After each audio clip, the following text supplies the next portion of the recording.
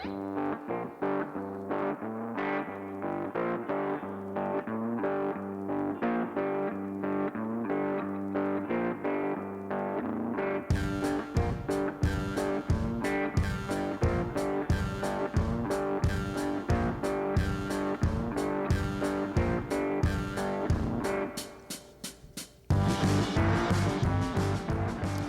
and welcome to the Race to Alaska podcast. I'm Jesse the Race Boss and your host as we stroll down the street, look in the windows, peek behind the curtains, and see these teams as they trudge, run, scramble, fly, swim, sail, paddle, row towards the start line, which is now under 2 months away. 2 months from today, we probably will know who has won this thing already. It being Thursday, April 23rd today. The race starts out of Victoria in earnest on June 17th. Y'all know what the fastest finishing time is? Team Mad Dog Racing. 3 days, 22 hours. Wonder if we're going to beat that this year. One person who's not going to beat that record is Esther Wheeler. Esther Wheeler is kayaking, so if she were to beat this record, something's wrong with gravity. I talked to Esther. She's in Australia, soon to be moving to Canada, and will be showing up with the rest of them here at the start line.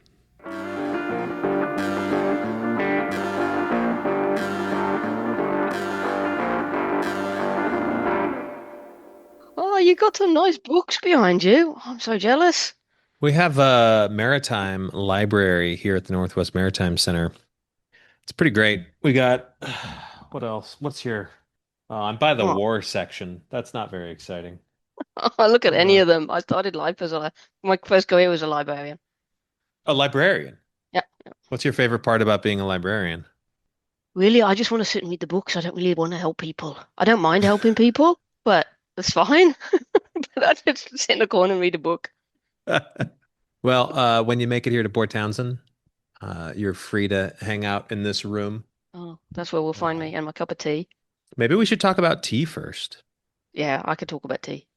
Okay. Well, first, you've got a cup with you now. I need to place your accent. Based on your materials, I don't know where you're from. No, so I'm originally British. I moved to Sydney, Australia, 9 and a bit years ago with work. So before I moved here, I was very British. But work is not librarian anymore. No, it's a big corporate, a big engineering corporate. I do what's called knowledge management, which is similar but in a digital environment. Knowledge management. I know, it's a good name, isn't it? That's pretty good. Do you have a cool job title? Is it just knowledge manager? I'm technical knowledge lead. That's pretty cool. Yeah, it's pretty cool. It says nothing, and yeah, it's cool. I'm always looking for someone who can beat my job title.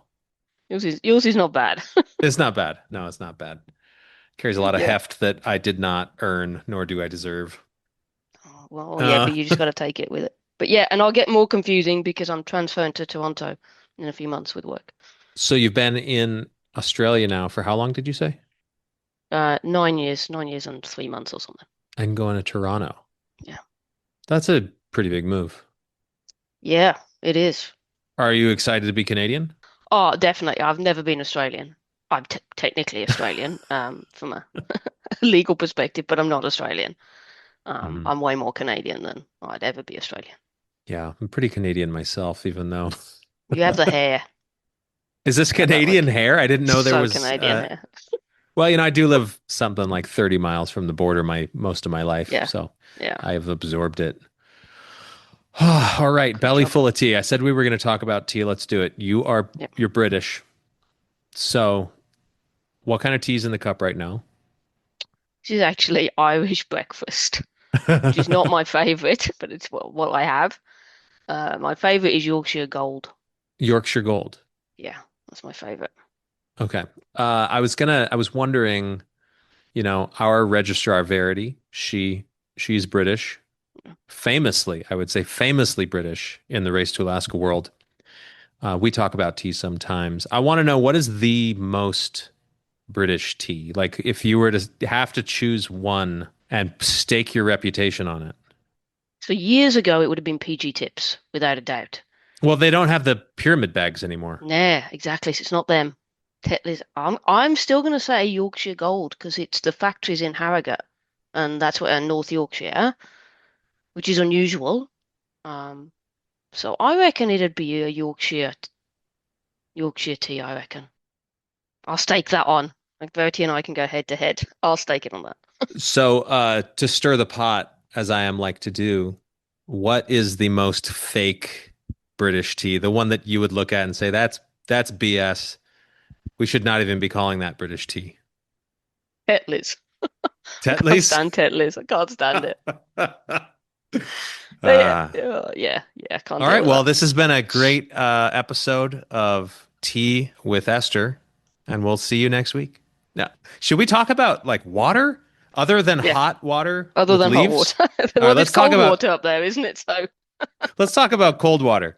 We'll change it up. You've spent some time in some kayaks and some canoes in your yeah. day.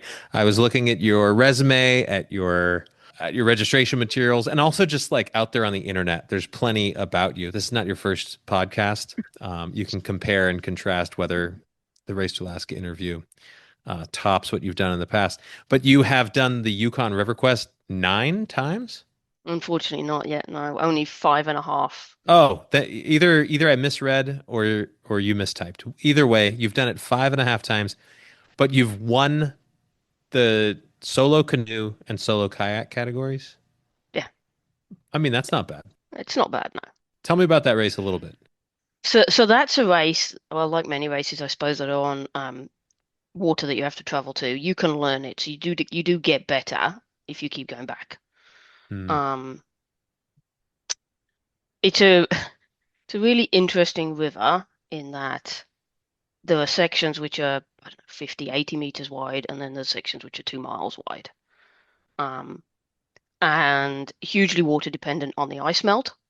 So some years it's a benign river and you just poodle on down. And my very first race, we were tandem. We got rescued by a father and his son after capsizing, and the dude was smoking a cigar. So you can do it that way. Um, or you can do it flat out as fast as you want to race in crazy freaking high water like 22, when honestly most of us were glad we didn't die by the time we got to the finish. So it's yeah. But it's a bit like Arto, okay? It has its own myths, it has its own legends, it has its own people in that sense. So, and as a result, I joined the board of that race the year before Hmm. last, because I've been there so many times, figured I'd help them, give something back. But it's a cool race. It's a sprint though, isn't it, really? In comparison. Yeah, and all the water's going in the right direction the whole time. I know you can stop and eat your snacks and you're still going at 3 miles an hour. Perfect. You've also done the Yukon 1000 and a whole smattering of other races. What's another race that pops up in your mind as something that really quenched your thirst? Oh, so I've forgotten its name, but it was a race across Scotland. There's a set of lochs and rivers that join up across the north of Scotland, and I did that in a sea kayak. I say race, it was more of a survival experience in the winter. And at one point, you had to portage across a loch, and I have a 25-kilo sea kayak, and it's 4 in the morning, and it's a blizzard, and I'm not allowed to be helped, so I had to crawl up this bank, holding into the dirt and the snow with this kayak, while everyone else cleared the way in case I fell, slid back into icy death. That was a wicked race. I mean, it's gorgeous from a scenery perspective, but oh my goodness, I was pretty useless. It was an awesome race.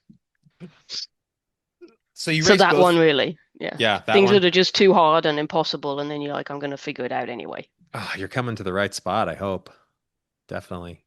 Yeah. So your canoes versus kayaks. I mean, it's such different disciplines. Do you like do one and then you kind of like, oh, all right, I'm tired of the kayak for now, get back to the canoe, or is there one that really edges out the competition that you prefer one mode? I am a little bit of a canoeist at heart. Once I learn how to canoe, definitely. Um, like I even tried to do Race to Alaska in a canoe when I went up last summer and took the canoe for a little jolly out of Saywood and around, and then had to ditch it because it wouldn't work. But yeah, I am a bit of a canoeist, and I'm also one of these people that if you paddle a canoe, I think you should paddle with a canoe paddle, not a kayak paddle, for example. So I'm a bit purist for no reason at all. But kayaks are faster. They're more Hmm. versatile, more maneuverable. I do love them both. They do different things. So you were up, it was, I think, last July. You were Yeah, kind of out scouting the Race to Alaska course in your failed canoe journey. yeah, Before you came out, like you knew you were going to do the race because you got interested in doing it in 2024. You yeah, kind of yeah, were following the race that year. You came out in yeah. 2025 to scout it out. What do you what's in your mind before you're scouting? Like what are you looking for? So I really wanted to understand, like I understand tides, but what I don't understand or have any concept of is that bigger level of tide, what the coast is like. Someone can might tell me there's 100 meters between high and low in terms of where you're landing, but I don't have that experience. So I really wanted to have the experience on the coast and the land. I was less thinking about weather conditions and all of that piece. I really wanted to just go out and also camp because in Australia I don't camp. Honestly, there's so many things here that can t kill you, they terrify me. So it's been quite a few years since I've done sea kayak camping. So I also wanted to do that. How easy is it to land, to find spaces? That was the bit I wanted to learn. Um, More than worrying about whether or not I could paddle or cover a certain amount of distance. I wasn't doing it for any of those reasons. Um, it was just the coastal bit, really. Did you conquer? Did you learn everything you came to learn? Yeah, I learned a great deal. I didn't maybe get as much as I wanted because I'd intended to go north out of Saywood crossover and go round and then to Bella Bella and then get the ferry back. But I couldn't get off Saywood for 2 days. I tried and I just got blown back into the river. I physically couldn't move the canoe, so I had to change my plans, get a lift across with a powerboat and then come south, which meant I didn't get quite the same landscape experience, I don't think, because once I hit London, came across that way, it's all built up, and I was just like, well, where am I going to stay? Like I'm not in the race. I don't feel I can just sleep on someone's lawn. But what I did get then is the fact I had to change plans really quickly, and I hadn't necessarily planned for that. So that I think was a positive experience because I'm a planner. I like my spreadsheets. So being forced to adapt with only a couple of days' notice was probably a good thing for me. But yeah, I definitely learned a lot about landing and the boat and dealing with it and what happens when you're tired and make stupid mistakes, that sort of thing. Hmm. So I got everything I needed out of it. And then, as I said, that's also when I realized that canoe was just not going to work. I wasn't fast enough in it and couldn't go out in big enough conditions. Well, you've been doing quite a bit of research. So you when did you first hear about the race? Because I know you wrote in your stuff 2024 was the year you really dug in and paid attention. Did you know about it before then? I got told about it years ago by a set of friends who in Nova Scotia who were sailors. So I'm guessing when it was just starting, probably. And so I just knew it as a sailing race. I didn't even know it was anything else. So I also hadn't paid any attention to it. And then Peter Allen had done it, and I knew him from the Yukon. And so I'm like, what is this thing? Why are you doing it? And so that's when I went away and looked it up, which was just before the 24 race, the February or something. Um, because I decided to do it at the Easter. I bought a boat the next week, and then I decided I couldn't go into the 24 race because that was only 2 months of prep. I sort of regret that. I reckon I could have done it, but that's probably false. It's probably just ridiculous. And so yeah, so then I just followed it every day. Like I made notes every day. I got this little handbook of where all of the solos went, stopped, and some of the tandems.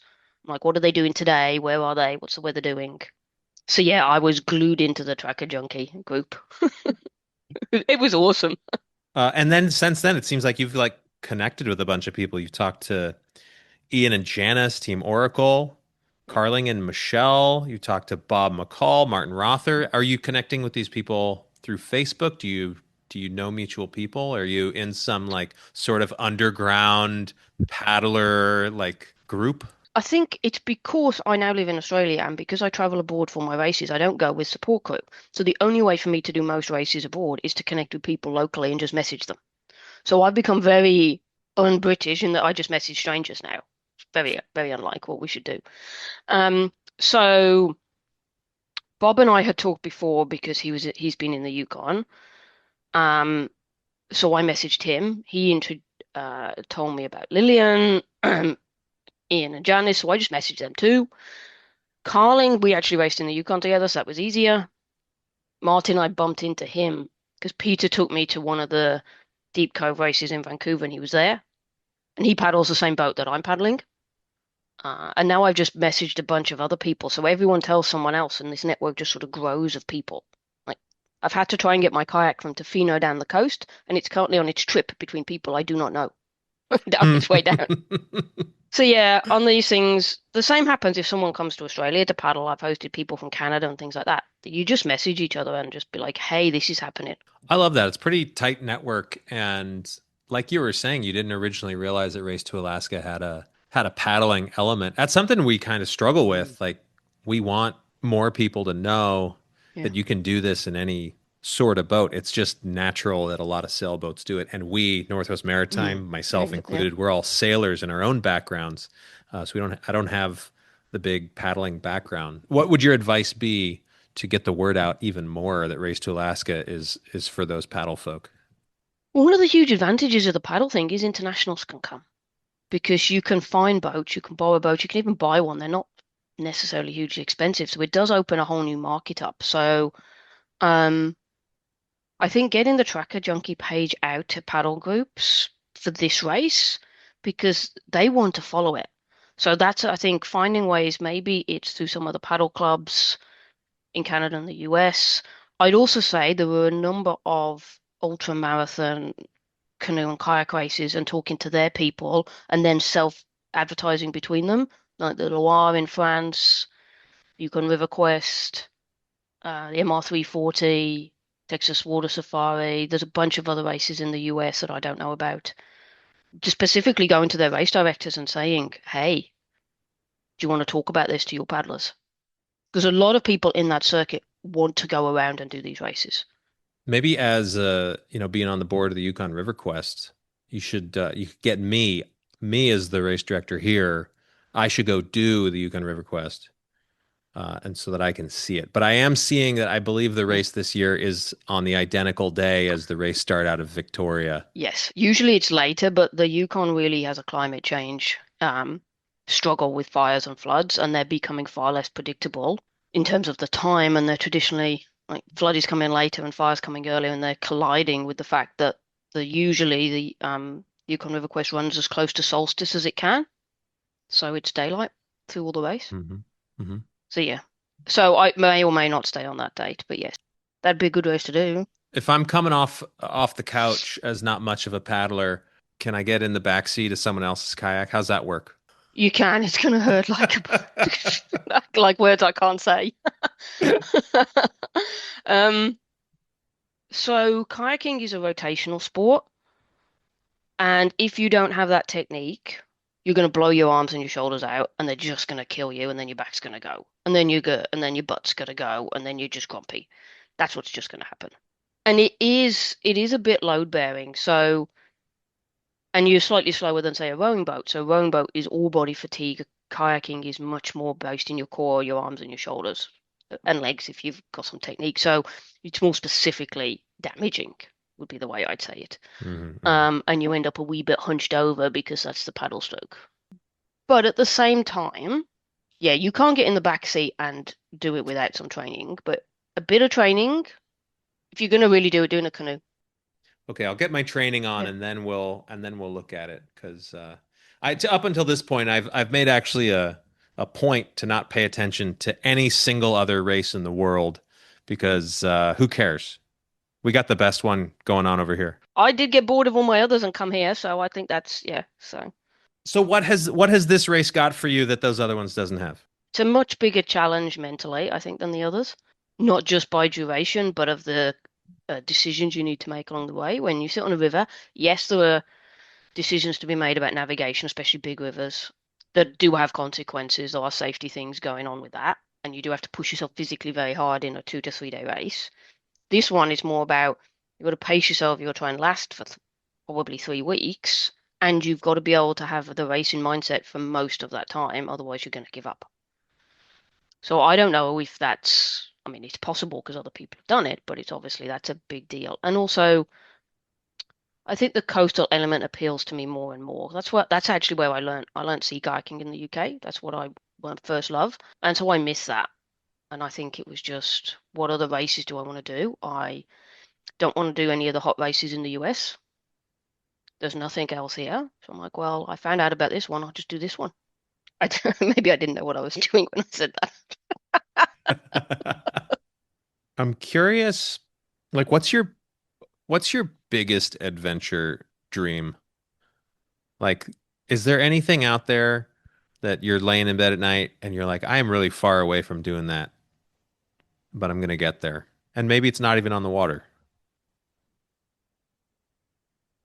That's a cracking question.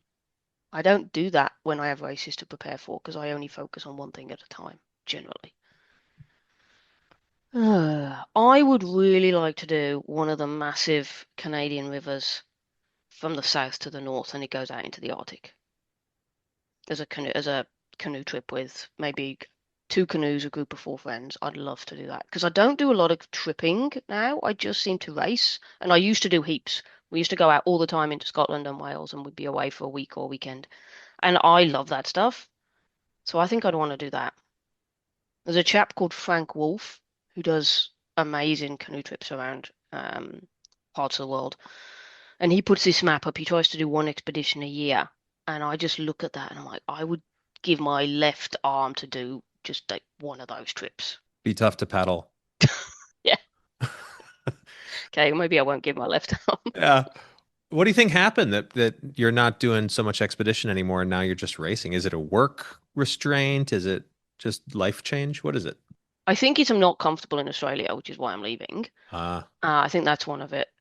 It's harder to do here without traveling greater distances because of how the coast works. There is just that. Terrified of the fact that it's hot all the time and you have to carry like your whole life and water with you, and there's snakes. And I think it's because when I moved here, I made friends through the racing clubs. And so I just stayed with that group of friends. It just becomes habit. You go to the same pubs, you go to the same training sessions, and then you realize you don't know anybody outside that. So I think it was that really. Um, uh-huh. I'm also uh, and it's a bit of a weird thing, but I mean, you probably get it as a sailor, is I can go to Canada and walk in a wood, and even though there's bears, feel comfortable. If you put me out in a bush here, I'm like, oh my goodness, how do I get out?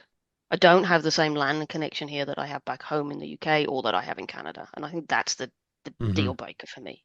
Yeah, speaking of people and like the racers that you've connected with so far, I've noticed this. Maybe it's not a tendency with everyone, but these human powered teams, they tend to clump up in a way that sailboats don't. Obviously, like kind of the a big version of that is Bob McCall and Lillian. They kind of became this unit, and people really enjoyed seeing that. I'm wondering if you are in such a race mindset that that's not much of an option for you, or if you Yeah. and Martin happen to be in the same spot, do you adjust your pace so that you have someone to paddle with?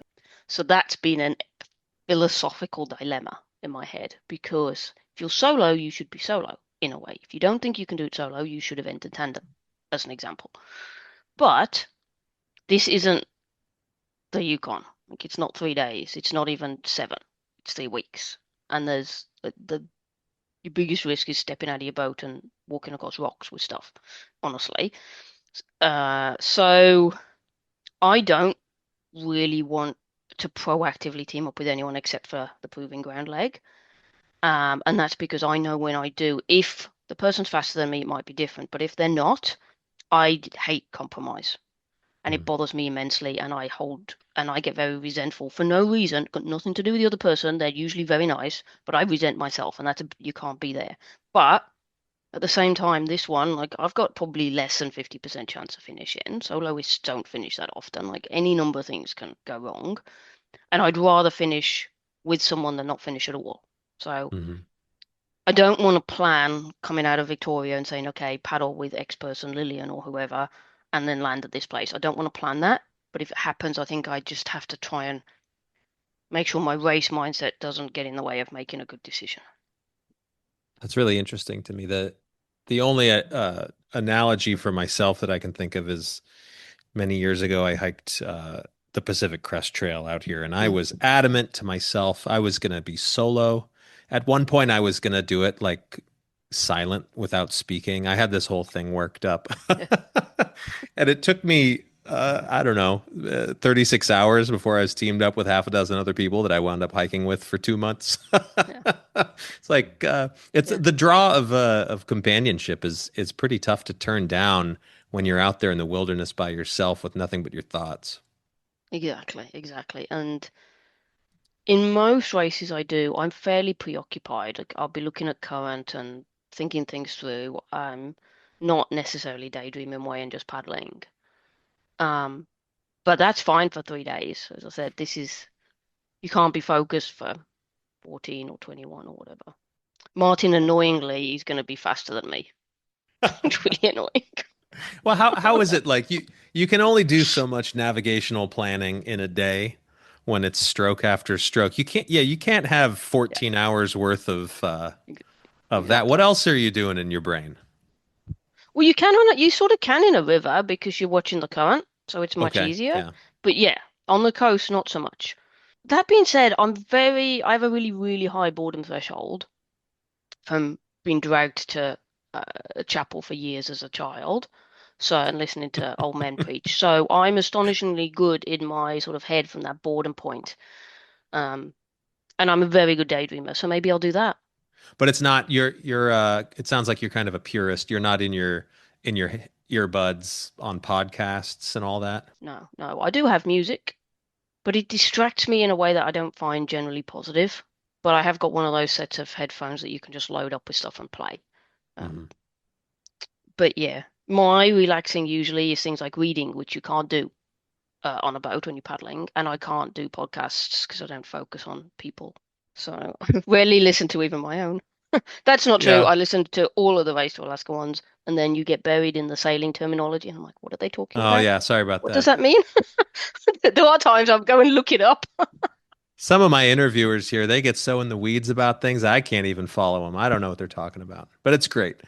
Yeah, it is. It is. Well, okay, to bring it around full circle, are there different types of tea throughout the day? And tell us about your last cup of tea before we call it. Yeah, definitely. So it's usually a fairly strong cup in the morning, so a little bit less milk. I'm not really a herbal tea person as much. As we go through the day, I tend to stay with the strong tea and a bit of milk until, and I do occasionally put coffee in there, so we've got to admit that to keep me going. And then tea comes back in the afternoon because the caffeine doesn't impact me from tea. But by the time we get to after dinner, there's always a good strong cup of tea after dinner, and then the pre-bedtime one, there's a little bit more milk in. I love it. I love the specificity that you have around your tea, and it sounds like that carries through just about everywhere with you. It does. Um, I even make my sister post me tea from Harrogate. This is the sister who named the tea, and she came up with my name because Harrogate. It's in theory, my brain that tea is closer to the source, so it'll be fresher than when it came on a cargo ship. So I uh-huh. get tea deliveries about every 6 months. Well, there is in Victoria, BC, there is Murchie's Tea House right up Government Street from where we will be. I look forward to sharing a cup with Yes, you up that'll there. be delightful. And yeah, any last thoughts before we go? Looking forward to getting over there. Good enough. All right, we'll see you in 2 months. Crazy. Just turn the wind down for 36 hours if you wouldn't mind as we go across the strait. We'll see. We'll We're see. good for that. All right. We'll catch up with you later. Cheers. Thanks, Jesse. Good chatting.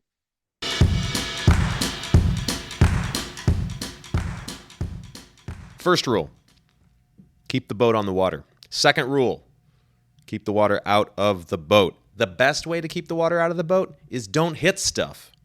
Don't run into rocks. Don't run into other boats.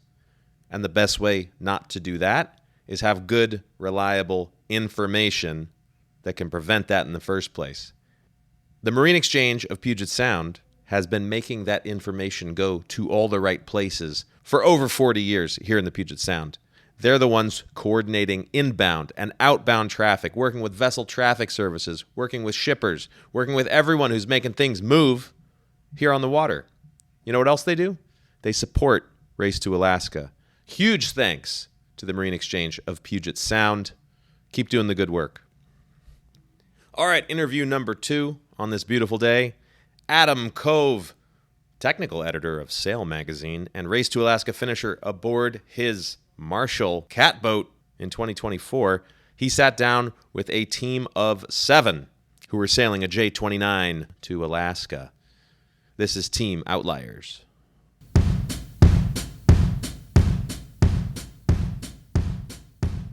All right, so we'll roll right into it. So Steve, I'll start off with you. We're looking here. You guys are racing a J29. You've got 7 of you on board. What is that? A little over 4 feet per person for linear footage.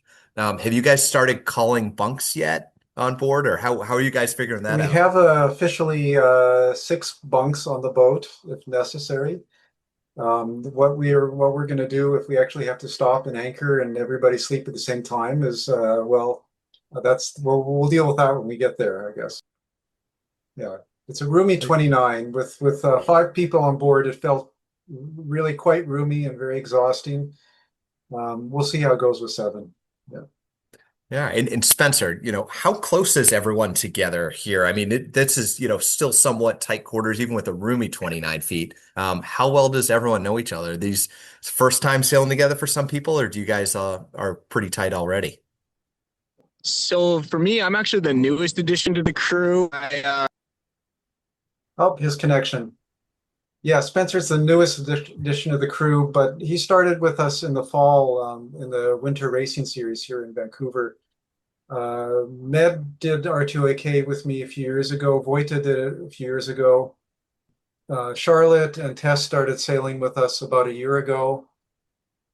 We did some overnight races and some 3-day series. And Ian is family and has had a number of not R2AK experiences on the boat, but longer trips on the boat, including pedaling when the motor broke down. So everybody's pretty familiar with the boat. Fantastic. So, Ned, maybe you want to jump in a little bit on this. So you've been on this race course before. How is this going to be different this time? Is this J29 similar to what you attempted in before, or are we talking a very different craft here? It's pretty similar. We've got some new pedal drives that we haven't tried yet, so that's going to be new. That's exciting. Steve has been working on that, so they look great. I just saw them this afternoon. Beside that, the boat is pretty much the same, so it's just going to be improvement. Then we're going to see what we get depending on the weather and the conditions. But it's good to have that experience at least, and to know that we finished it once, and hopefully we can finish it again. And so you're talking pedal drive. So that's your chosen human propulsion here. What sort of improvements have you made to the pedal drives here? What do you think is going to make these absolutely bulletproof? Or do you still have some concerns? Well, I'm going to let Steve reply to that. Well, I have a lot of concerns, mostly because we haven't tested it yet. But I can tell you some of the things that we were trying to improve on. The last time we had some cases with no wind, but we had waves, and discovered that the drives were not quite deep enough. We had this situation with props coming out of the water. So weird conditions like that. Conditions, motor sailing, pedal sailing rather, where gusty conditions and you'd be up to 4 knots and the chain was dragged off. So we're trying to improve a few things like that on this time around. And better ergonomics. Lots of people complained about my recumbent seats for hours and hours. So we're trying to make it a little more comfortable. But there's always a possibility I've inadvertently made it worse. So we'll see. Well, the race course will tell on that one. Yeah. And so we're talking about kind of fears of pedal drives not working, but I think you guys are going to see success. I hope you do. But when we kind of start to look at the race course as a whole, there's even more to that aspect. I mean, it kind of goes on and on with the list. So what I'd like to do is a quick rapid fire around the room, kind of define success for yourself, and then kind of what is your greatest fear going to this race? What are you most concerned about? Tess, perhaps you want to kick us off. First up, so success in the race. Well, for me, I think I'm one of the newbies, so success for me would be finishing and helping out on the boat without making any major errors, you know. Biggest fear, it's gonna be the washroom situation. I'm not gonna lie. 7 people and And do you have a game plan for that? Are you going to build it ahead? Are we talking bucket? Are we talking hanging off the back? What do you guys have in mind? I think a little bit of both. There's a composting toilet, and then I think Steve, you've made some improvements recently to a little platform. So I don't have a plan. I just know we're all gonna really get to know each other really well.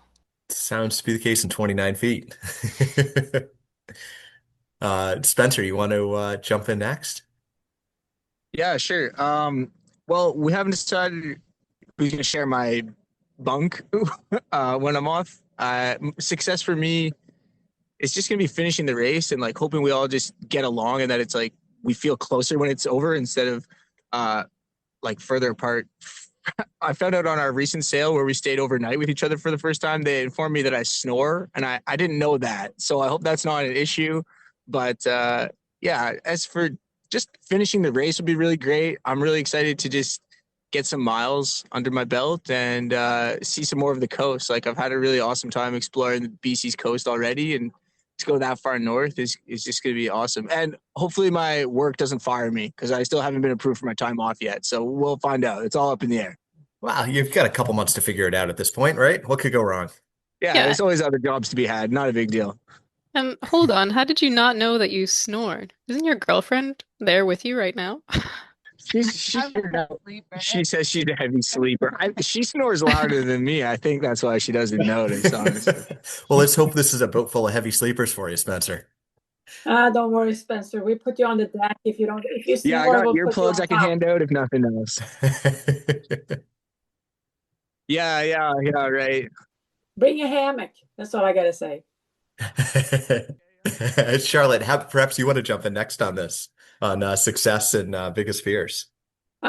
Success. I'd like to place in the top 5 if possible. Earlier comments about finishing the race is obviously step 1, but if possible, I'd like to place in the top 5. Biggest fear, I would say, somebody getting hurt. And when you talk about getting hurt, what do you imagine as kind of the most likely scenarios here? I mean, we've got all sorts of wildlife, we've got, various conditions. What pops into your mind first is kind of biggest concern. There's so many different things. People can get hit with a boom. People can get dehydrated.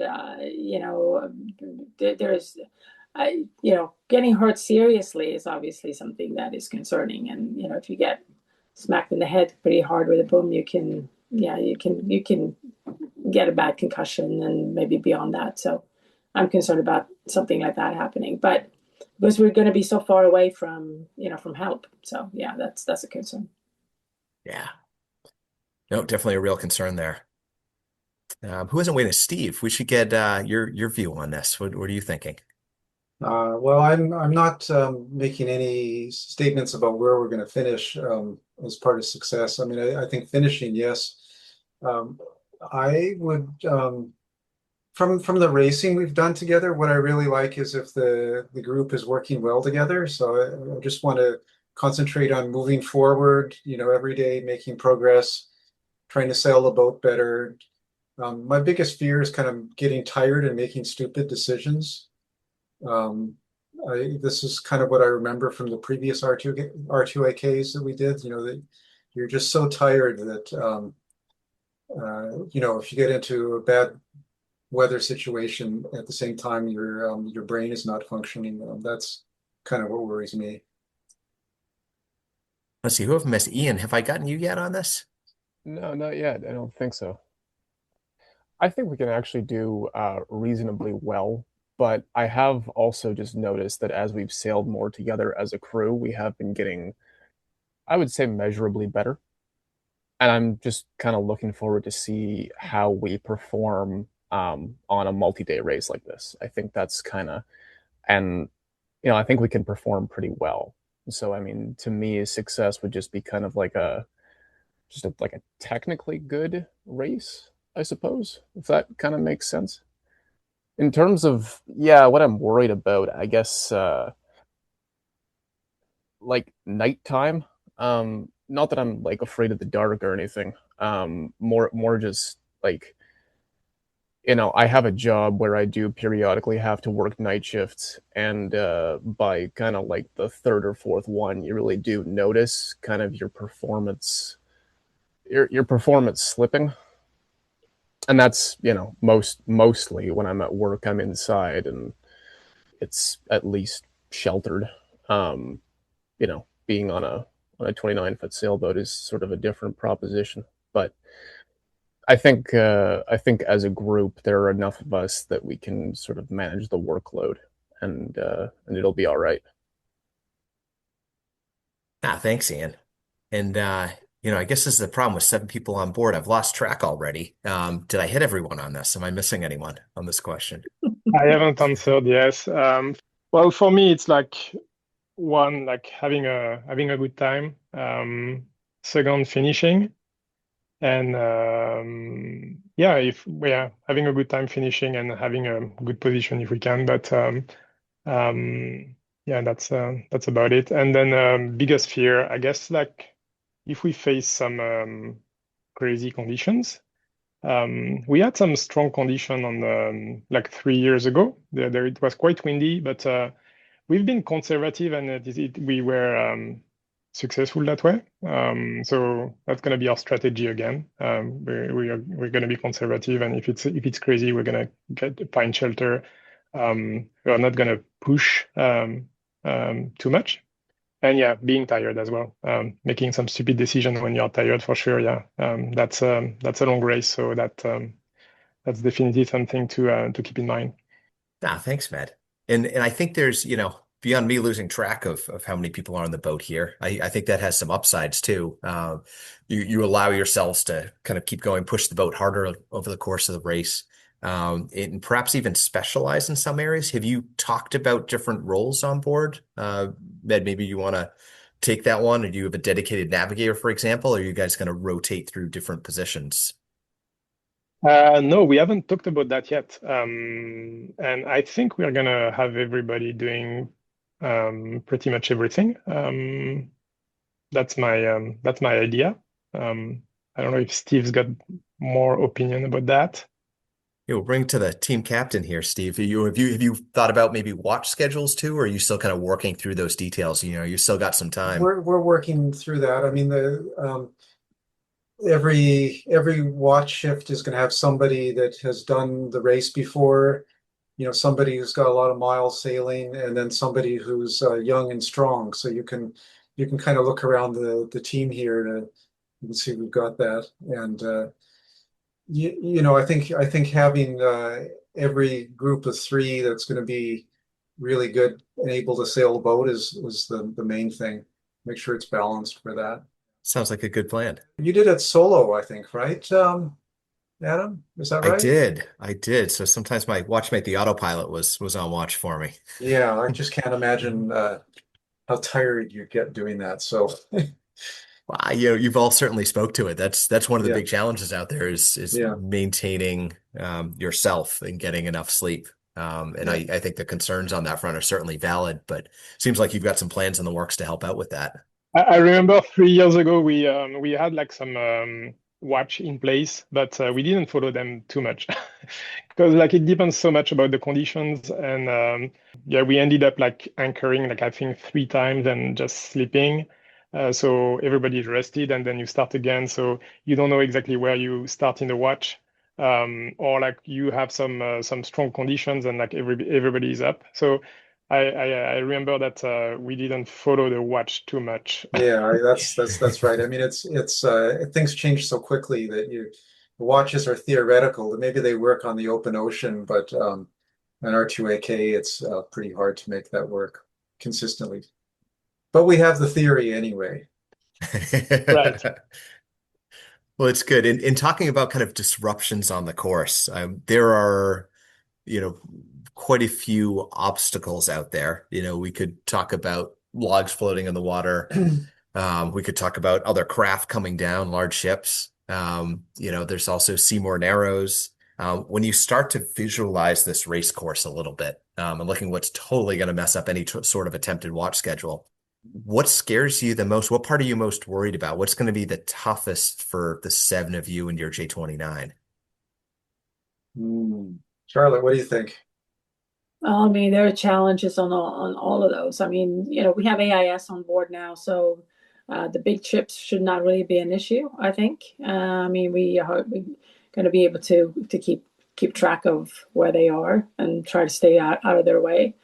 I don't have a lot of experience with with the Seymour Narrows or Johnson Strait, so those are probably the areas that I feel a little bit more unsure of. Sailing at night should be no problem. Running into a log now and then, I mean that can happen in daylight too. So I don't know.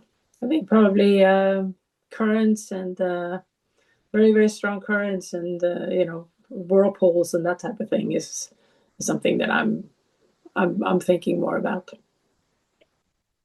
Actually, I'm not so worried about Seymour Narrows. Med and I have now gone through there, I guess like 4 times. We did it twice with Shearwater there, and then breaking the mast and coming back, and then it was the elusive the last time. And it's nice and deep.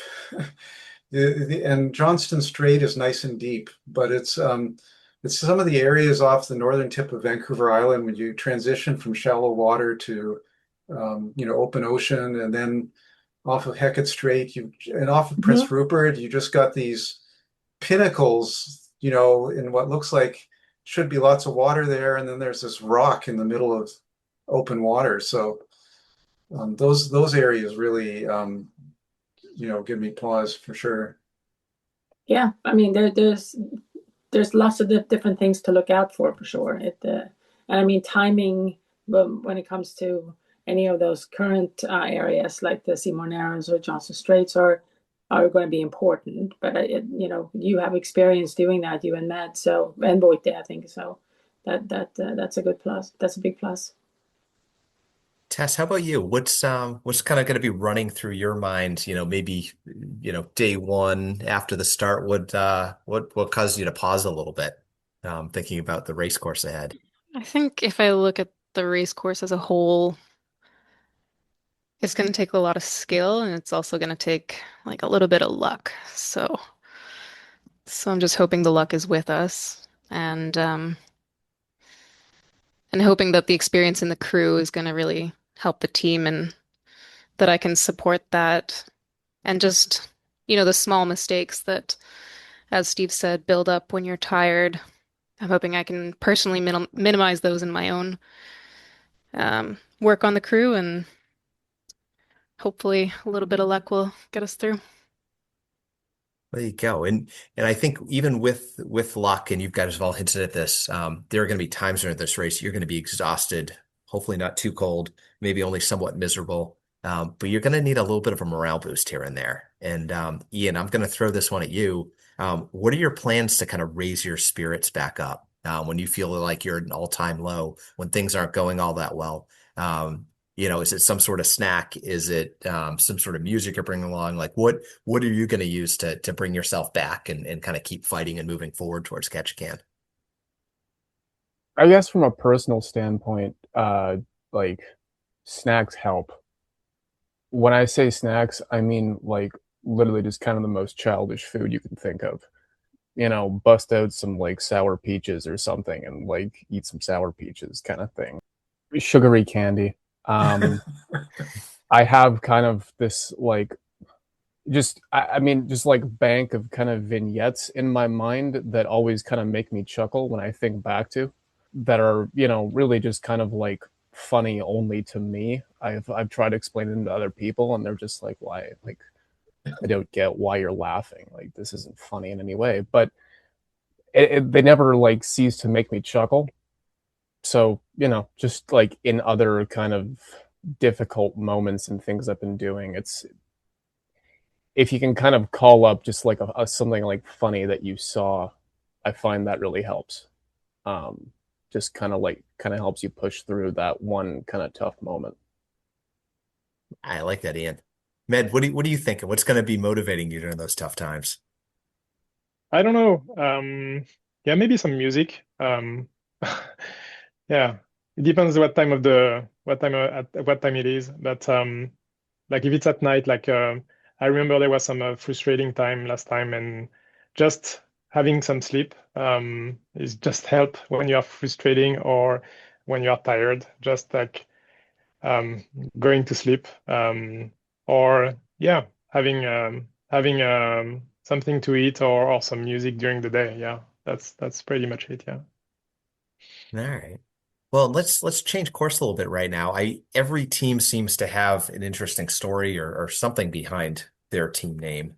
What your Team Outliers? Where did that come from? I could say a little bit about that. We're doing something a little bit odd in this race. We're putting some air quality and current sensors on the boat, so we'll be collecting data as we go up, broadcasting that, and you know, in research, an outlier is this odd point that is, you know, it doesn't make sense and fit in with the rest of your data set. And so, you know, I think everybody in the race is a kind of an outlier, but we're sort of thinking of ourselves as these anomalies, let's say. So that's where that came from. Really like that, Steve. And the data you're collecting there, are you using that kind of in personal research, or is that being shared with some other organization as well? Well, it's we're going to share it on the web. So the group that I work with at UBC, some of the people work with these low cost air quality sensors, and that students in that group use the data. We might actually get something useful, or this may be mostly a way of proving that the method works. Hope I've got a student working on this over the next month. Whether we can get it done or not, I don't know. But set up the boat so that we can get the currents, the ocean currents. You know that you've been out there, you see that the current predictions from whatever book of arrows or model you've got is totally wrong, and that's because there just isn't the data there. So you know, we're going to get things set up with our heading and boat speed and GPS, and collect that data as we go along the course as well. So, and really nice coincidence. Yesterday, another guy in the department and I made a pitch to the SAR people, the Canadian Coast Guard. And so we're actually invited to submit a proposal, not just for our boat, but for, you know, a bigger thing to get the Coast Guard vessels to do kind of the same thing, to map out the currents in a more detailed way. So that's kind of a fun. It's a fun project. I mean, as if we need another thing to do, like getting ready for the race, but we'll see if it works. Like that, Steve. I mean, by the time you get to a certain point in the course, we were all guessing on currents last time around, kind of following the patterns. You know, having some Yeah. more resources out there would be very helpful. In kind of building on what you're saying, you're talking about, you just mentioned kind of getting ready for the race. I know you guys are doing a fair amount of boat prep right now. Do you want to run us through some of those projects? What you guys are focused on for your 29? Well, who wants to start? Tess, quartermaster. I think I've been tasked with general organization, so it's going to be an interesting one, and I feel like it's going to have adjustments as we go. And provisioning too, so working with Charlotte on that one. What about are you guys, we talked a little bit about kind of the human propulsion side. Are you guys making any modifications to the boat at all? Or is it going to be fairly stock J29 otherwise? It's stock. Yeah. Yeah. Go ahead, Med. No, I was just gonna talk about the solar panel, like what we've been working on. Like we changed the solar panel, and yeah, we said new pedal drive. We've got some new sails as well. What else do we have new? Yeah, these are the one we've been working on, and then there is optimization inside as well. So with 7 people, we need to organize stuff. like being really strict on organization inside the boat. So we're gonna work on that next, like more inside, like having a individual dry bag and where to put them, where to store our sailing stuff. So yeah, we need to do that.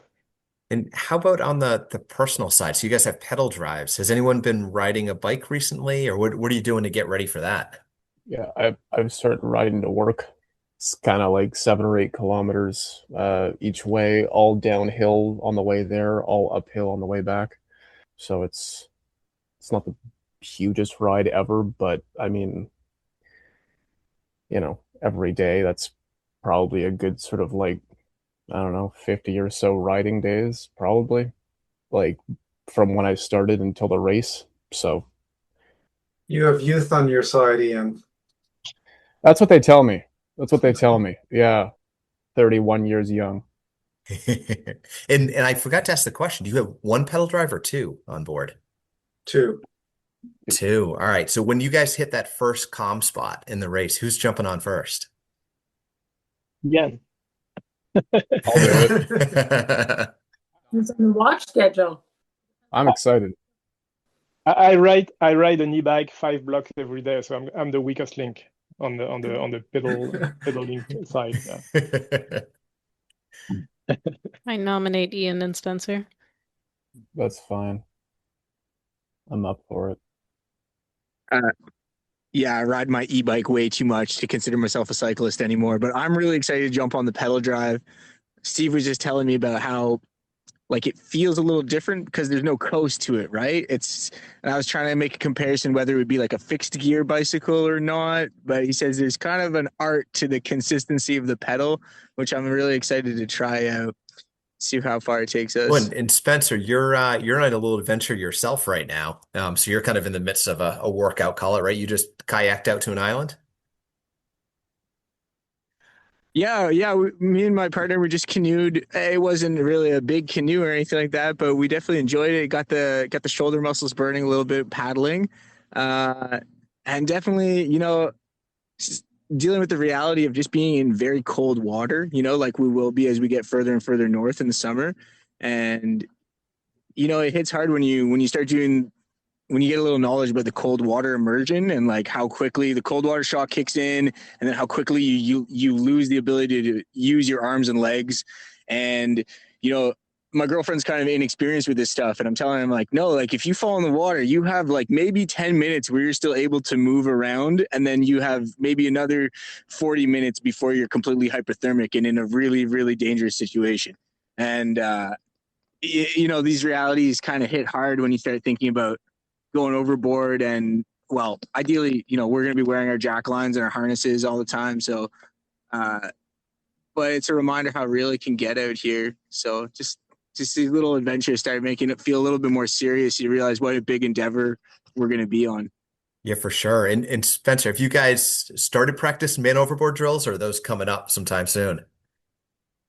Yeah, I want to start drilling. We're going to be doing a series of shorter sails. Like we've been out on a lot of races. We did a winter's racing series together, and we just did the round Patos race recently. But in the coming weeks, we're going to be doing some shorter sails. We're going to be doing some nighttime sailing, and we're going to be doing some sailing specifically to test out the pedal drive setups. So I think that'd be an awesome time to drill some man overboard. Yeah, to just get out there and really focus on, instead of running some race schedule or trying to run the program, follow the sailing instructions, but really just focus on what we need to work on, what we need to practice. Because it's amazing. Like how many days are we to the race now? 52 days or something. Yeah, it's just coming up so quick. So we have so much to prepare for. And Ian and Spencer, you guys are going to be burning a bunch of calories jumping those bikes right away, and hopefully you talk some other people into doing the same. Who's the chef on board? What are you guys planning on doing for meals? Are you going to rotate around? What is food looking like right now? I vote for instant noodles. There you go, Dehydrated Steve. lentils. I eat instant noodles even when I'm at home, so I support that. Yeah, I think we're going to keep it pretty basic. I saw Steve posted in our group chat. He's experimenting with a food dehydrator right now.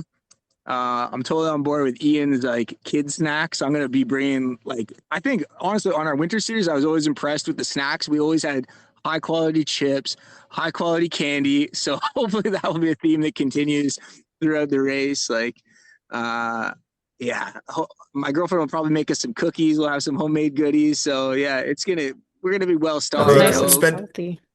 And Med brought a cappuccino maker on board, so we have to prove that out on board. Wow. We haven't tried it yet. We see how it goes. Yeah, it's about dinner time where you are right now, Spencer. What are you guys cooking up right now on the campsite?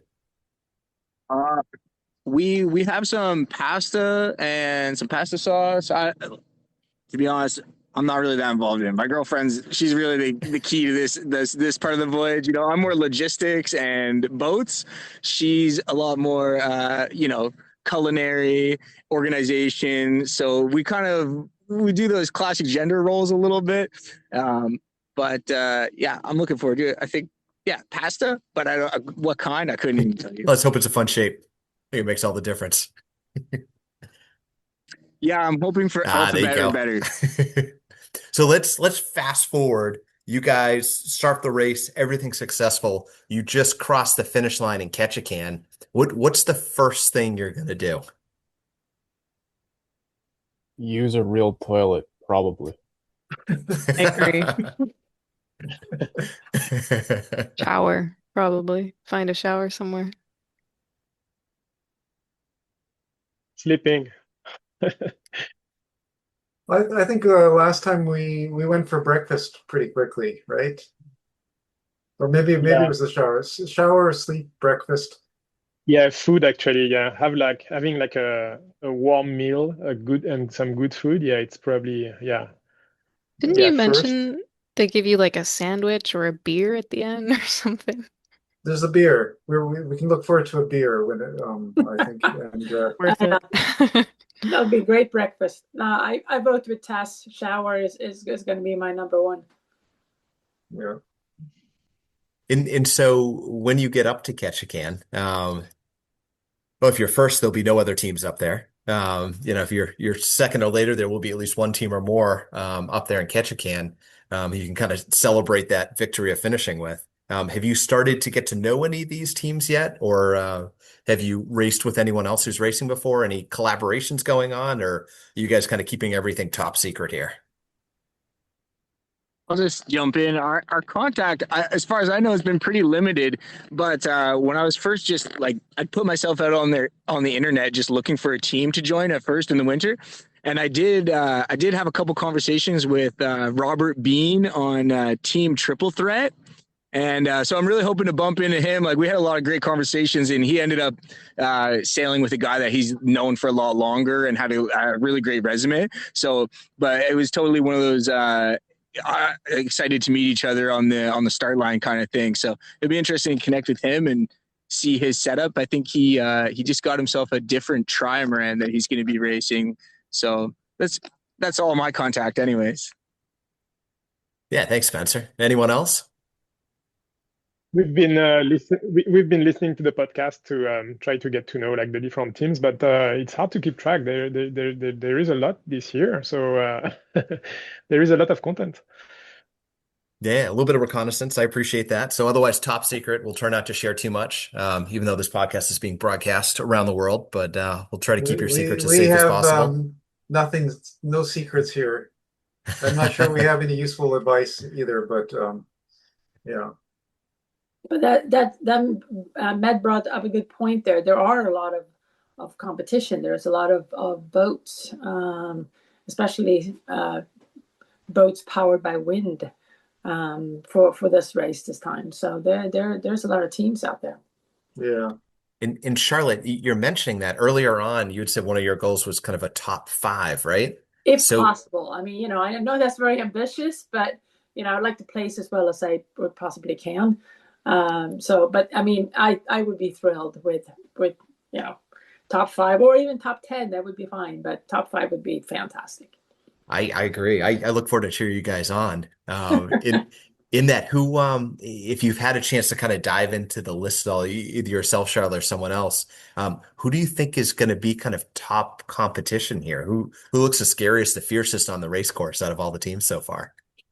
No, I haven't dived into enough into the team, so I wouldn't really know, to be honest with you. But there's a lot of good boats that look like they, in general, that they could very well do very well. I did a little bit of counting. There are at least 30 boats that should be faster than us. I mean, the multis. I mean, our only hope of beating a multi is if they have bad luck and they hit a log, really. And yeah, so and then listening to the few of the podcasts, maybe it's the way you edit these things, but I would say that every team that I've heard sounds either better prepared, tougher, or crazier, or mixture of all of those. So it's a tough field out there, that's for sure. Well, this is your opportunity to sound crazy or tougher. Feel free to throw out some grunts or gurs or anything else you want here to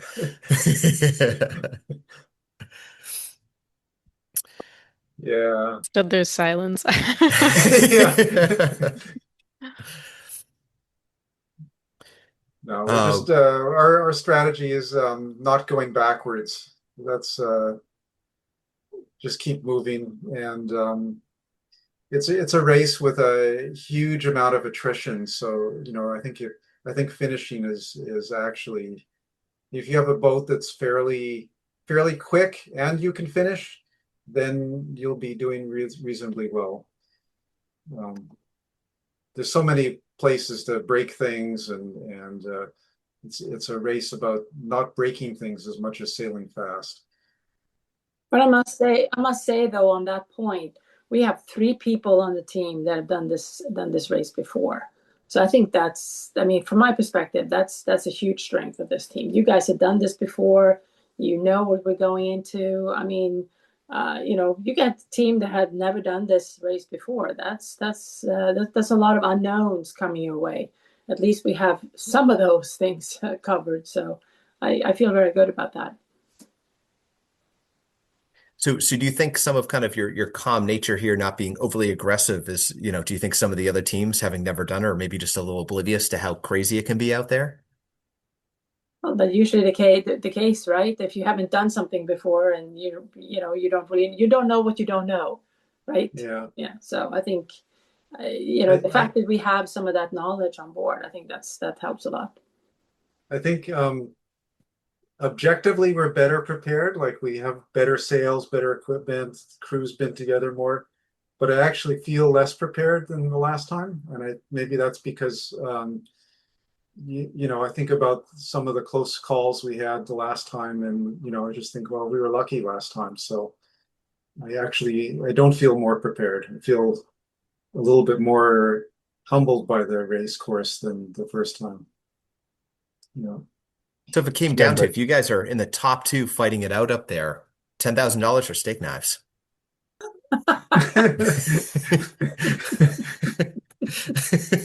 What's your preference? The problem is we don't have enough steak knives for each team member, so we got to go for the 10K. We can divide that equally between everybody somehow. Good point, Spencer. I don't really need a steak knife, but I'd rather a share of $10,000 US. You're just using your bare hands then? Damn right. Well, before we wrap this up, I want to open up again to you guys. These efforts are rarely, even for the single handers, solo efforts, and certainly for a team, it kind of goes much farther than that. There's usually a whole network helping out. Just wanted to open up to you guys. Is there anyone you want to thank, call out, anything like that, who's been assisting along the way, getting ready at this point? Well, sympathy of our families to let us do this, for sure. With all the sensor stuff, it's been fun with my colleagues at UBC who want to get involved in a fun way. I mean, there's no funding associated with this, but it's just a fun research project to tack this onto the R2AK. So colleagues there have been really fun. people letting us do it. There you go. Yeah, spouses and family are definitely indebted to them. Yeah, for sure. Yeah. For me, I've got 2 kids, so my partner is gonna take care of them for 2, 3 weeks. Yeah, for sure. The family. Yeah, I think there's just generally a lot of kind of like understanding on the part of everybody else kind of in our lives. And I don't know, maybe it's just the kind of people like we are, but like every time I talk to people at work or just like non-sailors about this race, and even some other sailors, they just sort of look at me with like the widest eyes ever. Um, like sort of this just look of like, why would you do that voluntarily? Um, so, there is a lot of just support from family and friends, and I mean, even like work really that goes into this kind of behind the scenes. Yeah, and that is a big part of it. The logistics side of this race is quite incredible. A lot of people don't appreciate what goes in behind it. So I guess I'll throw one more at you. And while you're talking about that, you guys finished the race. You're on an island in Alaska. What's the plan for getting the boat back? Well, the engine that is normally on the boat is going to be shipped up there. Um, I'm gonna be involved in building a crate for that and getting it on its way. So there will be power, at least for the way back. And I mean, speaking for myself, I'm going to stay with the boat for as long as I can, but I do work is understanding, but I do only have a finite amount of time. I can just disappear. So I'll stay with the boat for as long as I can personally, but I might have to get off at some intermediate point and take a more like 21st century form of transportation the rest of the way. Got it. Well, I want to thank all of you guys for joining us on the podcast here. This is Team Outliers. Wishing you guys good luck going all the way up to Ketchikan. This is your last chance for a battle cry showing how fierce you are, or you can just have a determined silence. I'll leave that up to you. Determined silence. There you go. Yeah. Well, good luck to you guys. Thanks, Adam.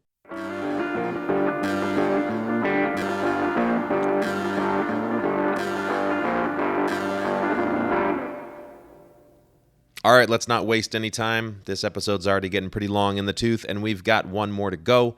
This team is looking for a candy manufacturer as a sponsor, so if you know anyone, they can sponsor Team Lollipop.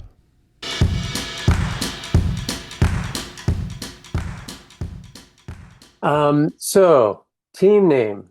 Is this a Phantasma / Bootsy Collins thing? Hip hop, lollipop, Tasma with the glam? No, that's way deeper than I ever considered. No. We thought Yes. about some deeper ones and I don't know, all these different team names. And finally, I was sitting with my mom and my partner and said, I should just name it something stupid like Team Lollipop. And my mom came back with, yeah, because you got to be a dum-dum to do this race. So it kind of stuck. Okay. Well, I just wanted to find out, you never know. Okay. Well, now that we got that out of the way, the crew, your profile picture screams complete wackadoo. So scruffy guy sitting on an unfinished, unpainted boat, floating in what appears to be maybe an irrigation pond in the middle of a cornfield. Yeah, it's the pond next to my house I dug a couple of years ago. Specifically for the inaugural launch of this vessel. It wasn't technically an inaugural launch. It was the third time it'd gone into the water to see how it sits on its lines, how it, where the floats had to be, what the dihedral had to be, because there's no plans. This boat is from the top of my head. Well, your specifics and, about, being worried about it floating on its lines, that bodes well. That's not bad. So, again, from the picture though, see, I assume that by the time people get to the interview that they've been vetted, but the picture just makes me want to ask more questions. So like, there are like different kinds of skiers, like there are different kind of sailors. They're like, alpine skiers who are kind of in it for the show a little bit. They're kind of fancy. And then you have the snowboarders that kind of dream of like counterculture and getting high. And then there are the telemark people who are like the skin up, screw the lift lines, just screw everything. I'm just doing this on my own. The image you're creating here so far makes me want to think you're in that category. Yeah, that's probably where I lean. Yeah. I don't know. I did do the race 2 years ago.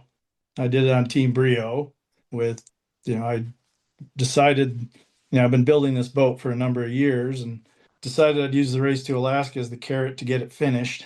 But then I said, well, I'll do the race to Alaska. And I'm friends with Russell, who lives out there, and Russell Brown. And I got a call a few days later from Carl Kruger saying, hey, I heard from this guy and this guy that you're interested in doing the race. Well, it was Carl, Doug, and Daniel on Team Brio. And those are the only 4 people I know out there. But that's who I raced with. Okay, so you know famous and incredibly capable people. Yeah, it was a great education. Like drop those names and Race Boss said, fine. How I got in this time? Yeah. No, I drew a hand picture of the boat on a piece of paper and sent it in and said I was on Team Brio and got steak knives 2 years ago and sailed a bit in my life. I guess that'd do it. But Russell did tell me he called him and said, who is this guy? And Russell said I didn't have a death wish, so they let me in. Okay, all right. So you're just kind of downplaying it a little bit. Maybe you're more like the climbers who show up to the rock in like a Mercedes Cruiser Home thing, right? So like kind of pretending to be dirtbag, but fancier than that. Well, it's my understanding that the dirtbag rule is for boats under 2,000 or something like that. Ooh, you got more than that in there? Way more invested than that. Yeah. Excellent. Okay, well let's talk about that boat, because I mean I did see pictures of it looks like a combination of carbon and plywood, and and again the picture that you sent on the application looked a little like suspect, but I do realize that some of that looked like fairing compound. And so what exactly is this? Your own design? It's my own design. With the Goujon brothers are the ones that started West System Epoxy. Oh, another name. Yeah, you know them too? Well, I've known Mead since I was a kid because I grew up there. And okay, he got me into multi-hulls 25, 30 years ago. Yeah. And then after owning my own boats and doing some other stuff along the way, he asked me to start skippering Adagio and bringing it back from not being sailed very much. And Adagio is the first boat ever built with West System Epoxy. So I took over skippership and worked on boats and worked with Mead, and it was one of the greatest apprenticeships I could have. Spent years working with him and learned the philosophies behind Adagio, more wave piercing, not planing like, well, I used to own a 25C, so it's not planing like that. Realize the value of that type of design and how it's still very relevant now. We should probably explain to people, like I know people are confused, podcasts. You and I can see each other, but when this thing gets, put up on the web, this is an audio only. So this is a trimaran. This is a plywood and carbon trimaran that you're coming up with, 3 hulls. Yes. How long? Looks like maybe 20? It's actually 23 and a half. Okay. And how wide? 17. 17. Okay. So it's pretty wide. And it looks like you're going with super skinny hull forms. The floats are modified Adagio floats. I did Adagio as a trimaran, again, very successful here in the Great Lakes. And Adagio, the year on that, because people who kind of follow evolution of multi-hulls, those hull shapes and hull forms have changed over the years. The earlier ones were pretty deep, kind of deep V with a flat top, and then as time marches on, they kind of change to wave piercing and more oval or vertical profiles. So this particular one you're working on, is it going to have I know Russell seems to like those flat tops on his builds. Is that kind of what you're going for? Well, the flat top doesn't really, the water doesn't really see the top of the float. It's just a way Oh, of but it does. if you stick it in, if you stab it, it does.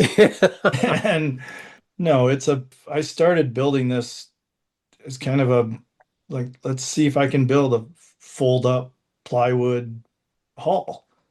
And so I built one of the hulls using the Goujon techniques, folded it up. I started with little 2-foot ones, got a feel for it, decided to buy some plywood and said I'd build a 20-foot trimaran.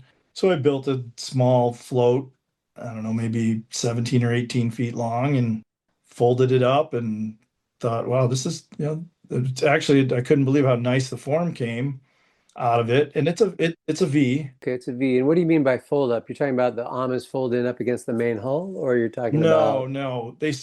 You basically, it's hard to describe, but you start with two pieces of plywood laid flat next to each other, and you Oh, tape sure. the edge, Yeah, and yeah, then yeah. you pry it apart, do the keel joint, and then you bend it back up to Yeah, create the volume of the float. I got you. So I did that with a couple of floats, and then I'm like, well, what should I use for the main hull? And I figured, well, I'll just use a tornado hull. So then I bought a tornado, but I really bought it just for the mast. And after sailing the tornado in the Everglades Challenge, I realized my boat wasn't anywhere near long enough to handle the rig on a tornado. Yeah, a tornado is like what? Yeah, 20 some feet, and 20 feet long, 10 feet wide yeah, is a yeah. tornado. So I burned the floats because I knew they were too small. Viking style. Nice. Yeah. And then I built new ones that were 20 feet long and then cut a tornado hull in half, made it 3.5 feet longer, and then built carbon beams, kind of a gull wing shape. What is it with you people in tornado hulls? Like there just must be thousands of derelict tornadoes around. Is that the deal? Well, yeah, the hulls I have are the very last hulls that came out of the mold from Stiletto, and they'd never been used. The designer came up with, the 20-to-1 rule. If your boat is 20 feet long by 1 foot wide, it starts to break rules regarding speed and wave. And so it's a very nice shape because it breaks those rules. And then it's not a planing hull, but it doesn't have to. It's never going to have the high end speed of, well, probably not the DM 24 that's on here. Those are flat floats that are designed to plane, Yeah. but boats like that struggle in lighter air, which is Well, what they might struggle with rocks, they might struggle with logs, and they might struggle with fatigue. There's although that team you're talking about, that's tips up, and I don't know about oh, the new guy, but the two that did it on the Hobie 16 that's just ridiculous. oh, they were right next to us in the dock in Vancouver. I met them, talked to them. No, Yeah. they're studs, both of them. And no, they did an excellent job. On such, I understand the strength of the carbon, but on such a skinny hull like that, as wide as it is, how is that center plywood hull withstanding the racking? Are you just going flexi, or is this you I had don't to know. I've do never sailed it. maybe you ought to tell people exactly where you are in this program. Well, it's just got painted, and I'm putting deck hardware on it now, finishing up some miscellaneous parts, and hopefully take it to Florida in the next 3 weeks Yeah, and see if it floats. excellent. Well, from the picture, it looks like it floats. I'm not too worried about that. Yeah, those beams are incredibly stiff. I'm surprised at how stiff they are. And I set it up so the mast is sitting on top of the forward beam. So the main hull is less about holding any loads other than hanging from the beams. You Mm, can almost look at it, and the DM's not that dissimilar. You can look at it as a catamaran with a skeg down the middle. ah, And that's yeah, essentially all a trimaran is. yeah, The hull of the trimaran gives people a place to sleep, but it also takes the load of the forestay and the main sheet. Just like in a tornado, or in a catamaran, you've got the dolphin striker and yeah, and everything underneath it holding those. yeah. I think the main reason for my question is, from when we did the race, we got up, you get on the in certain sections. For the life of me, I can't. Oh, it was after Bella Bella coming out around whatever Island Price or whatever. But the seas were super short, super steep, tall, and it was almost like someone was grabbing the two floats and just twisting them, alternating, back and forth and back and forth and back and forth and back and forth and back and forth. And Hmm. so that's, so I was just curious. Yeah, we'll see. Yeah. All right. Perfect.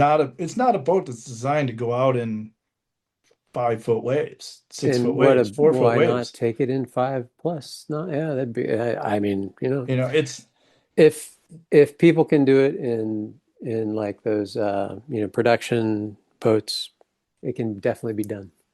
oh, absolutely. Yeah. I would have no problem. Well, I took my 25C. I did a race where the waves were 17 feet and this period was 7 seconds. Yeah. We did Brutal. that for 24 hours. Yeah, that's painful. So there's an experience factor where you say, what I have for a platform isn't designed for what the conditions are. I'm going to hang out and wait. It's not like Yep. I'm going to win. It's not like I'm going to be anywhere near the top.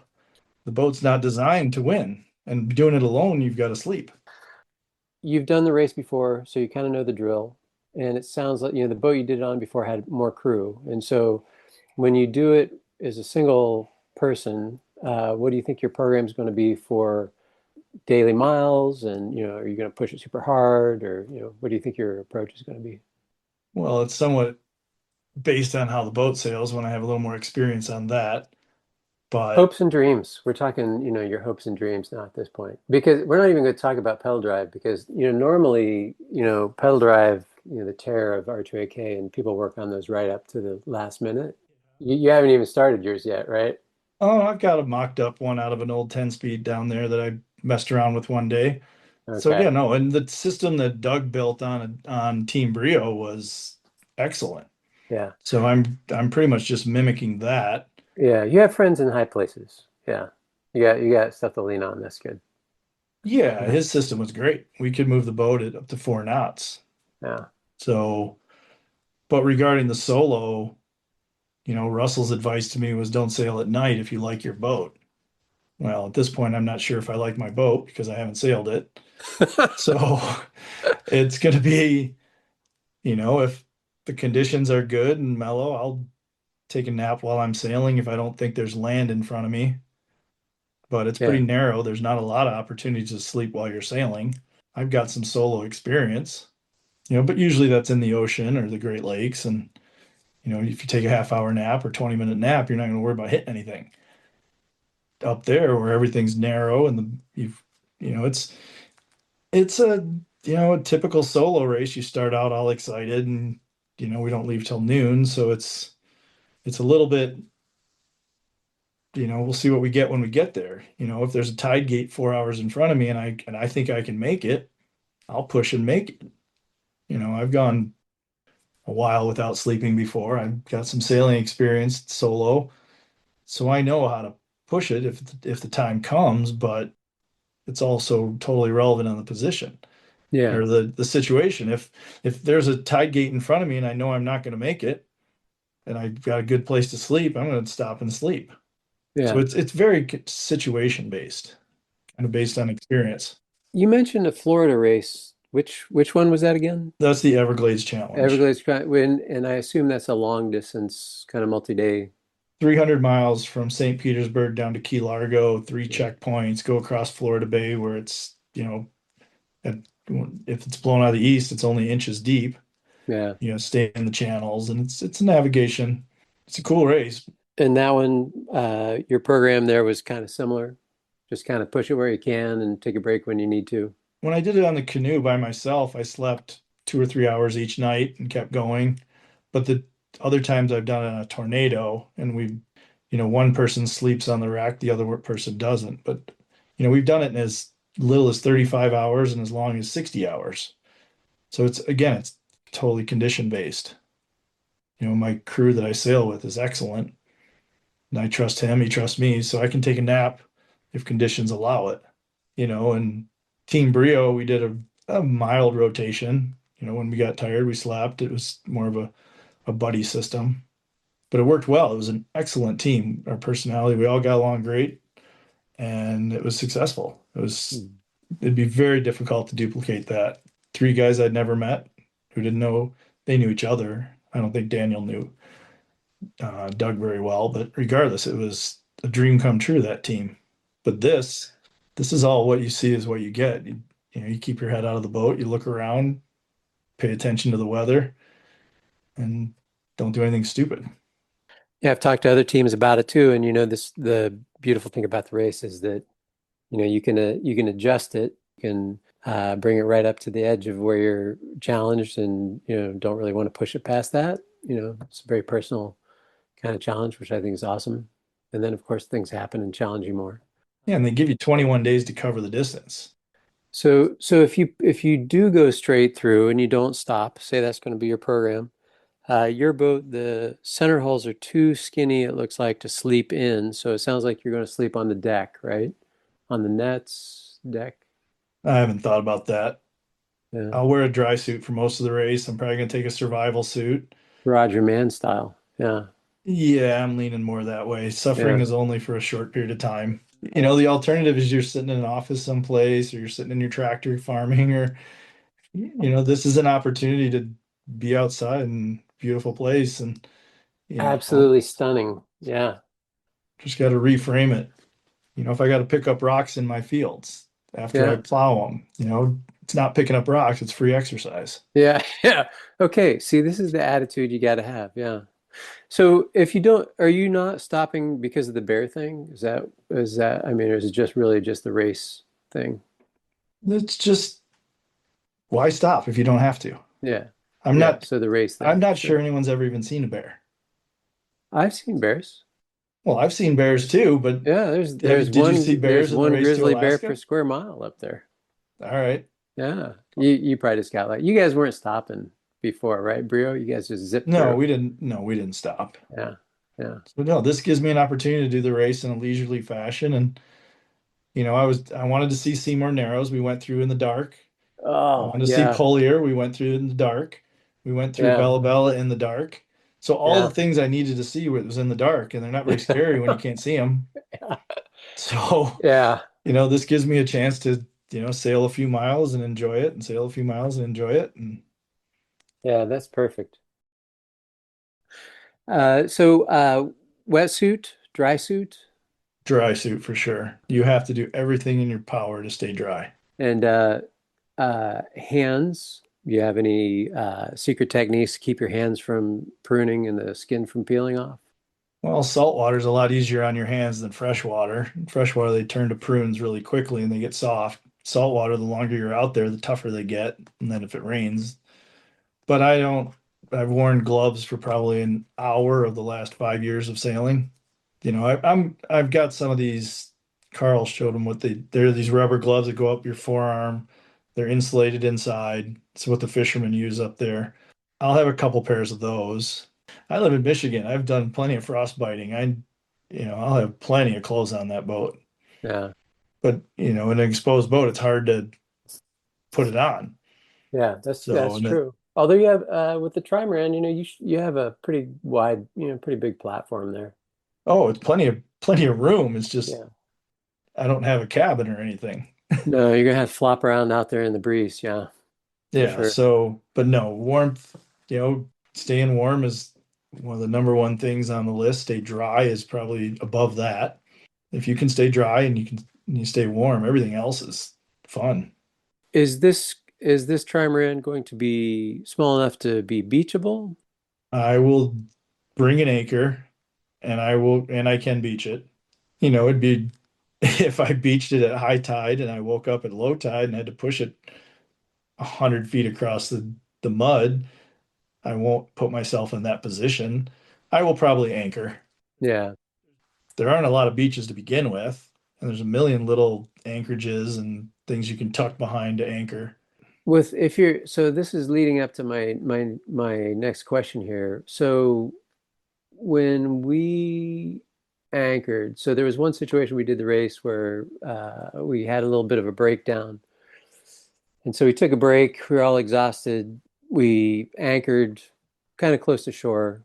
And we didn't really try to, but we didn't really designate an anchor watch person. We all fell asleep, and I was awoken by a weird movement with the boat, and the tide was going out fast enough that by the time I hopped up, got my dry suit on, and got up to figure out what was going on, we were already high centered on a rock. So if you're a solo person and you're anchored, or you're probably going to be sensitive enough to that kind of situation that you would maybe feel it, or is the boat small enough that you can get it off, or what do you think happens then? Well, I have a centerboard, I have a rudder, and both of them lift up. Yeah. Oh yeah, So we had all that up. Yeah. yeah, I guess that's a situation you gotta, you it's good to hear that that's situation happened. If you put your anchor, if you know that there's a 10-foot tide and you put your anchor down and it's only went down 6 feet, I'm gonna say, there's a possibility that there's not much more underneath me. So I might want to go out into deeper water. Yeah. But no, Yeah. you know, I can move the boat across the ground and the beach, and you know, I don't want to have to jump off to do it. But I don't. It's a Yeah, you're that's a sleeping in your situation gear. I Yeah. appreciate you making aware to me, because I know it'll happen, or it may not happen, but it's a selection of anchorage. Yeah. Yeah. Mm. I mean, I have no shame for having done that. I feel bad because I had to fix the bottom of the boat after the race, but it's happened to more teams than just us. I think, Team Hmm. Perseverance probably has a better story about that than we do. I think what happens is that the fatigue. So for instance, we were smart enough, we were super tired, just beat. Mistake number one, too close to shore. Mistake number two, too tired. I mean, everybody was exhausted. Mistake number three, not making sure we had one person designated to stay awake. Hmm. And so, it's usually, and at least in my experience, it's a combination of kind of situational mistakes and fatigue. So yeah. I can see the scenario. I've been on many boats where all of us have been exhausted, and if I have one piece of advice from my experience of sailing, as important as your job is when you're on deck to sail the boat fast and do well, your job when you're not on watch is to sleep. If I'm sailing along in the middle of the day and there's nothing in front of me for 5 or 6 miles, I'm going to set a trucker thing called the Screaming Meanie for 20 minutes, and I'm just going to lay back on my back and try to get a couple, sleep early and often. What is this you just said? Screaming Mimi? This is like an alarm clock? It's an alarm clock that truckers use to wake up, and it's loud enough that you can hear it from 5 miles away. Because I've heard them go off in the solo races in the Great Lakes. It will wake you up. But All yeah, right. I'll have one or two of those on the boat, and sleeping's condition based. If the conditions are good and you're going in a straight line and the weather's not changing, sleep. Take your time to sleep. Even if you're not tired, close your eyes, do what you can. Because there will be places where you can't sleep. Yeah. So you need to bank as much as possible. That's easier to do later in the race, I think, for people than the first part of the race. Especially, I think that people who haven't done the race before, they take off from Victoria and everybody's all excited, and you're like, everybody is on the same schedule still because Hmm. you've been doing your normal life, and you take off and everybody's awake at the same time. Everybody gets tired at the same time. It's, Yeah. it sounds simple, but it's overlooked. Well, it's discipline. A lot of sailing is discipline. Reefing before it gets to be bad. Pay attention to, I sailed multi-hulls for 25 years before I got into multi-hulls.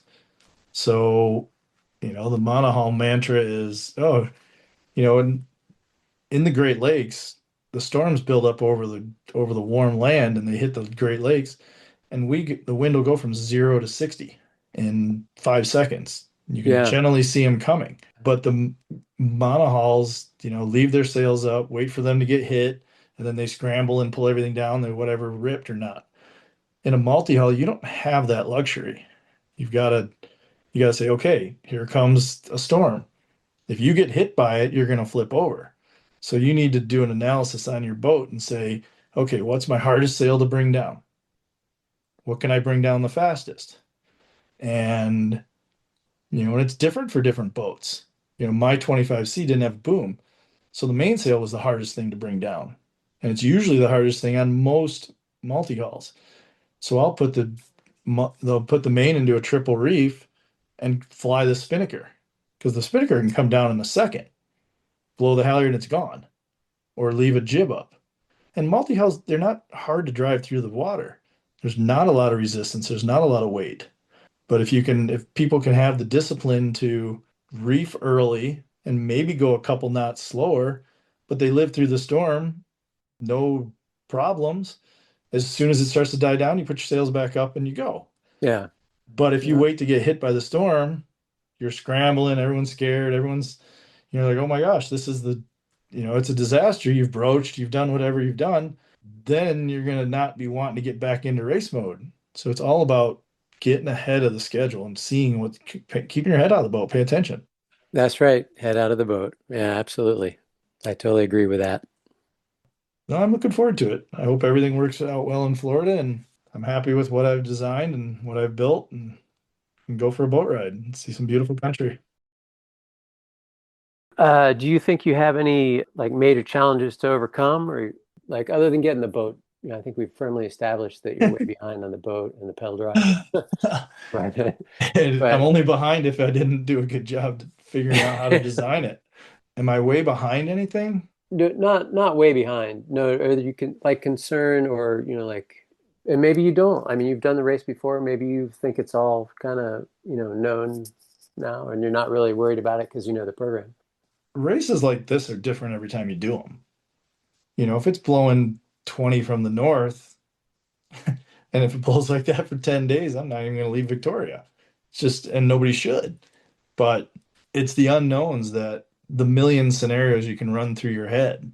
I know from listening to the podcast, if something breaks, I'm going to go find Mona.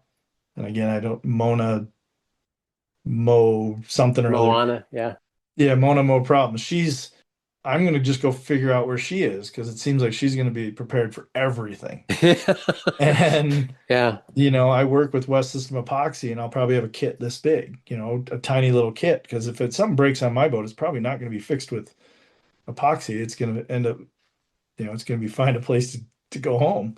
Oh, So, yeah. I mean, well, the other great thing is, I mean, everybody is allowed to go and solicit help that everybody else can solicit, right? So, I mean, our team is taking advantage of that. I mean, in Bella Bella, when our mast step sounded like it was cracked, in Bella Bella we went up and a guy let us use his shop, and we made wooden chocks, that we could lash around the base so we wouldn't lose the base of our mast. In Nanaimo, the yacht club there let us, tie up, and then we went in. The guy named Super Dave, and he ran us around town and helped us get parts. Took us to places to buy a new winch handle that we broke, and all kinds of stuff. So, yeah, the stories I've heard from people getting help this is what makes these type of races as amazing as they are. I've gone out and done thousands of perf races, thousands of one design races, long distance races. You're out there by yourself, you get in and finish. People don't, the camaraderie around races like this and the Everglades Challenge. And, I've got a friend who broke his boat off of Marco Island or something like that. He worked his way to the beach, and he got to the beach, and there was a bachelorette party. And he hung out with the bachelorette party all night long, and then exactly, and then Oh, took yeah. and then found a place and took his boat home. Yeah. So, Yeah. In races like this, it's not about, sure, it's fun to get $10,000. It's even better to get steak knives. Yeah. And it's the experience. It's the people you meet, bring whatever you've got, go for the race, because is it a race? Yeah, maybe a race against yourself to see how quickly you can get there and how many good decisions you can make, avoid bad decisions. But it gets you away from handicaps, get you Yeah. away from the politics of big boat racing, and Amen to that's that. yeah, and there's pure joy in doing something like this. Yeah. Where Well, I hope that when you get up to Camel River and you're going through Camel River and you're going along the shore there, people are coming out of their homes going, "Go Team Lollipop! We love Bootsy Collins." yeah, yeah. I'm actually gonna try to get a lollipop sponsor. There's a big company in Ohio that I might go visit and see if I can get a giant box of lollipops to put next to the boat. Awesome. So All right. we'll see if Well, that works out. I gotta cut it off. I could talk to you forever, but Race Boss has been on my case. He has this fantasy of getting these down to 15 minutes apiece, but there's just too much good information out there. So he'll cut this part, I'm sure. Anyway, so Yeah. at an hour in, I'm gonna say see ya. Yeah, And, thanks for doing it. Look forward to meeting you when I get out there. Yeah, And good. if Yeah, good luck, man. I'm going to test All the right. boat in Florida. If I break it, I won't see you. Yeah, send me pics. All right. All See right. ya. That does it, everybody. We are going to be back with another episode next week, but we are getting low on time to be cranking them out. So squeeze every last drop out of these episodes you can. Go to the R2AK website to learn more about the teams and make all of your plans now so you can be here with us at the start.